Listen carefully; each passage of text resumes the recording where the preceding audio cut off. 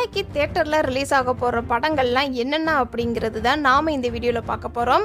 First படம் ஹரிஸ் பிரபு இயக்கிய action திரைப்படமாக அருள்நிதி, பாரதி ராஜா, ஆத்மிகா மற்றும் இன்னும் பலர் நடித்து வெளிவர இருக்கும் படம் திருவின் குரல்.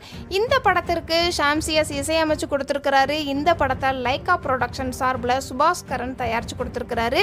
இந்த படம் ஏப்ரல் 14 தியேட்டரில் ரிலீஸ் பண்ணுறாங்க.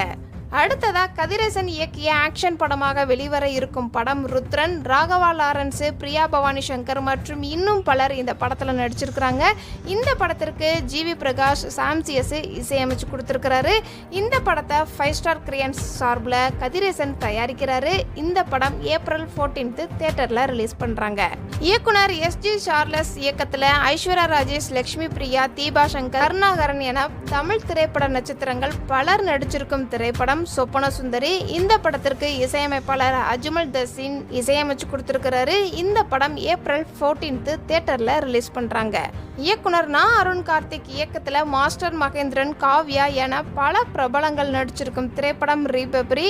இந்த படத்திற்கு இயக்குனர் அருண் கார்த்திக் தயாரிக்க இசையமைப்பாளர் திவாகரா தியாகராஜன் இசையமைச்சு கொடுத்திருக்கிறாரு. இந்த படத்துக்கு இந்த படங்கள்லாம் நாளைக்கு தியேட்டர்ல ரிலீஸ் பண்ண போறாங்க. இதுல நீங்க எந்த படத்தை பார்க்க போறீங்க அப்படிங்கிறத முடிஞ்ச கமெண்ட்ஸ்ல சொல்லுங்க. டாடா, பாய்.